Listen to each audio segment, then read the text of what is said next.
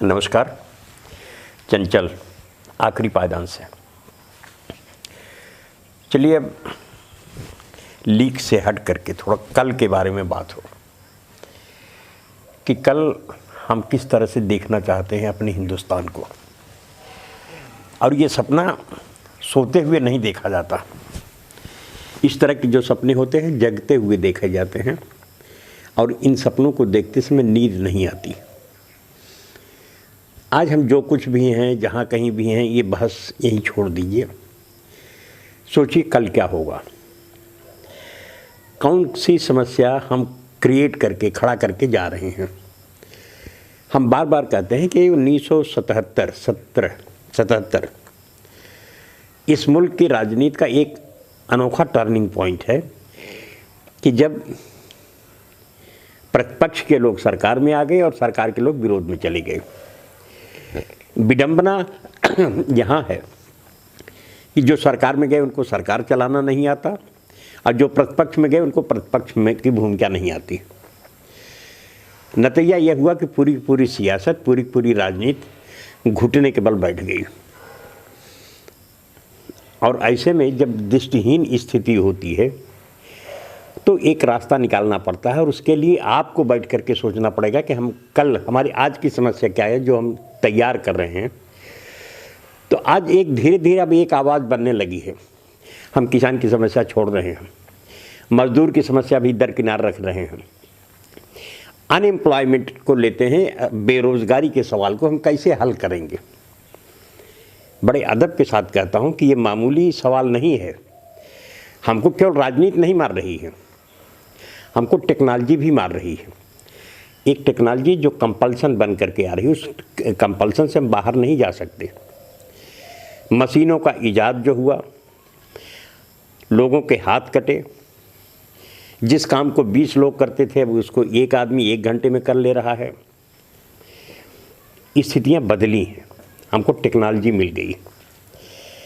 अब ऐसे में इस नई टेक्नोलॉजी के साथ, विकसित टेक्नोलॉजी के साथ हम बेरोज़गारी के खिलाफ कैसे खड़े होंगे, ये बुनियादी सवाल है।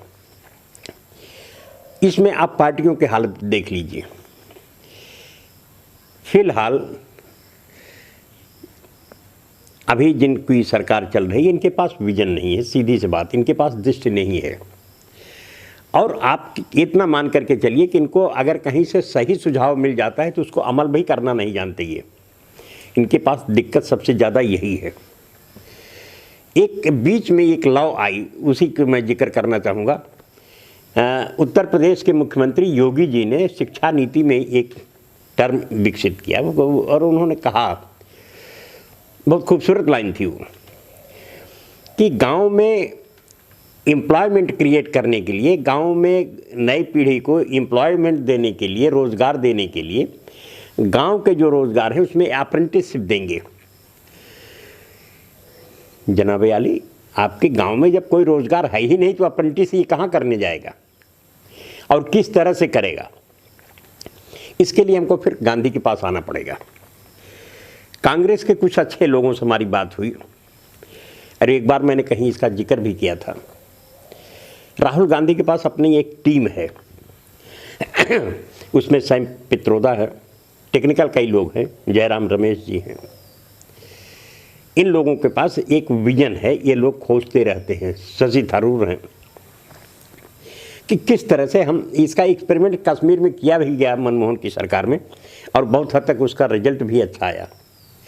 अब उसी को पूरे देश के पैमाने पर अगर ले जाना है तो हमको अपनी औद्योगिक नीति को बदल करके ही ये बेरोज़गारी के खात्मे के बारे में सोचना पड़ेगा। 1977-78 में वर्षों बाद एक औद्योगिक नीति बनी, जब जॉर्ज फर्नांडीज जी इसके उद्योग मंत्री थे। तो उन्होंने बड़ी खूबसूरत व्यवस्था की कि हर ज़िले में उद्योग केंद्र बनाए जाएंगे और वो वहाँ के जो रिसोर्सेज हैं उसके इशारे पर, उसके हिसाब से खाका तैयार करा करके लोकल स्तर पर काम देंगे। एक शर्त बड़ी खूबसूरत थी उसमें कि अब बड़े रोज़गार छोटी जगहों पर ही जा सकते हैं, बड़ी जगहों पर अब बड़े रोज़गार नहीं लगेंगे। इसको कहते हैं विकेंद्रित व्यवस्था। इसलिए कि एक जो तनाव का एक जरिया बना हुआ है, जैसे बम्बई है, कुछ हद तक कलकत्ता भी चला था, आसाम तो चला ही चला, जाति आधार पर, स्थानीय लोगों के आधार पर उन लोगों को लगता है कि बाहर के लोग आकर के हमारे साथ हक तलफी करते हैं, हमारे हक को मारते हैं। तो इससे भी बचने के लिए ज़रूरी था कि हम गांव के स्तर पर जा कर के, क्षेत्र के स्तर पर जा कर के रोज़गार को सृजित करें, रोज़गार बनाएं। अब वो कैसे रोज़गार बन सकते हैं, हमारा माध्यम क्या है, इस पर सोचना होगा। अब एक उदाहरण के लिए उत्तर प्रदेश, बिहार या राजस्थान, इस तरह के जगहों पर आप चलिए, तो हम किस तरह के रोज़गार क्रिएट कर सकते हैं। वहाँ पर हमारे पास था विजन था, हमारे पास काम थे, हमारे यहाँ बेरोज़गारी नहीं थी। गांव में हर आदमी के पास रोज़गार मिला हुआ था, और जो बेरोज़गार थे वो सबसे ज़्यादा इसकी ज़िंदगी जी रहे थे। ये भी बता दूं, उस पर बाद में कभी चर्चा होगी जब वर्ण व्यवस्था और जात व्यवस्था के बारे में बात करेंगे। लेकिन यहाँ पर रोज़गार था, रोज़गार को मार दिया। हमारे पास चमड़े पर काम करने वाले लोग थे, लकड़ी पर काम करने वाले, लोहे पर काम करने वाले, धातुओं पर काम करने वाले, बर्तन पर काम करने वाले, लकड़ी पर काम करने वाले, तमाम सारे लोग थे। खराबी उसमें थी, खराबी ये थी कि हम उसको जकड़ करके रख दिए थे। जो पुश्तैनी पेशे से जुड़े हुई जातियां हैं वही इस काम को करेंगी, दूसरे लोग नहीं करेंगे। पहले ये टूटना चाहिए, और बहुत हद तक टूटा भी है। जब ये बाहर जाते हैं, अपने गांव को छोड़ करके, बाबू साहब पंडित जी बाहर जाएंगे, कारपेंटरी करनी पड़ेगी, करेंगे।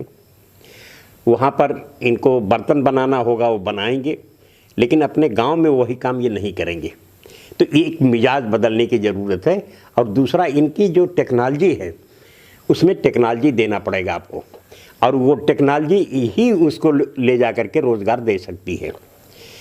उदाहरण के लिए, अभी आज तक हमने ग्रास रूट पर जाकर के कभी ये काम नहीं किया कि कारपेंटरी के लिए किट क्या होते हैं। आप झुंझुना दिखाते हैं राजनीति साहब कि हम आपके खाते में 2000 डाल दे रहे हैं, 1000 डाल दे रहे हैं, क्या मतलब है ये? कब तक ये अनुदान पर ज़िंदगी जिलाएंगे? सीधे सीधे आप दीजिए न, बढ़ावा दीजिए, मिट्टी के बर्तन बनाने वालों को बढ़ावा दीजिए, आप लकड़ी के काम को बढ़ावा दीजिए। आप इस तरह की चीज़ों को जब बढ़ावा देंगे तो सीधी सी बात है, ये चीज़ें तो ज़रूरियात की हैं, इनकी ज़रूरत पड़ेगी समाज में, हर परिवार में, हर घर में। लेकिन हमारे कुम्हार बदल गए थे, हमारे लोहार बदल गए थे, हमारे चर्मकार बदल गए थे, और तो और देसी पूंजीपति इस रास्ते पर आ गया कि वो चमड़े के कारखाने में लग गए, वो तरह तरह के जूते बनाने लगे, देने लगे, मल्टीनेशनल कंपनियां आ गई। इनको आपको प्रतिबंधित करना पड़ेगा, और इतना करना पड़ेगा कि जो छोटे रोज़गार हैं वो छोटी जगहों पर रहें, ये बड़ी जगहों पर न जाने पाएँ। तब फिर एक समस्या आती है कि इनका हम प्रचार बाज़ार कैसे देंगे, मार्केट, ये सबसे बड़ा सवाल है। इसमें सीधी सी बात है कि आपको अंकुश लगाना पड़ेगा। जो गलत प्रचार होते हैं टीवी पर, रेडियो पर, फिल्मों में, उसको रोकना पड़ेगा कि साहब 7 दिन में कोई सुंदर नहीं हो जाता, रंग इतनी जल्दी नहीं बदलता, ये प्रकृति की चीज़ें हैं, क्यों झूठ बोल रहे हो?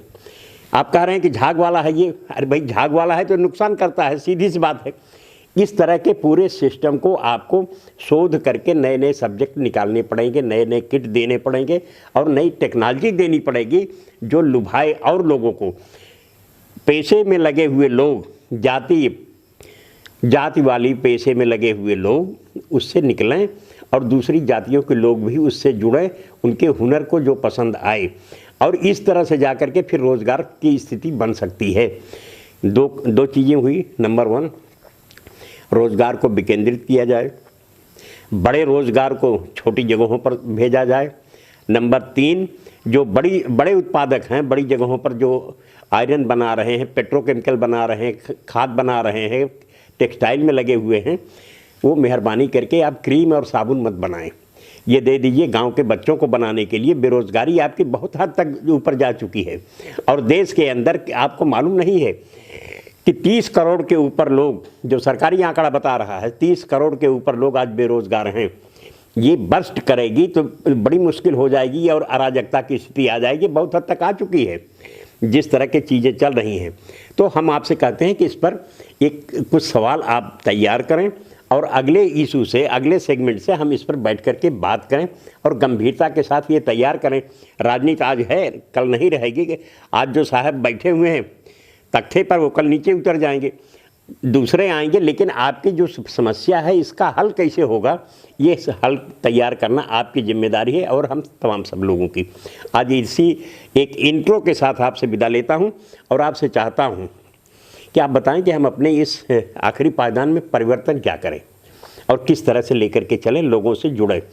तो आप सबसे पहले कि इसको जुड़ें, इसको सब्सक्राइब करें, लाइक करें, घंटी बजा करके, दबा करके हमारे साथ जुड़ें और आपको हम मुफ्त में सूचना देंगे कि आज हम क्या बोल रहे हैं। इन्हीं शब्दों के साथ हम आपसे इजाज़त लेते हैं। शुक्रिया।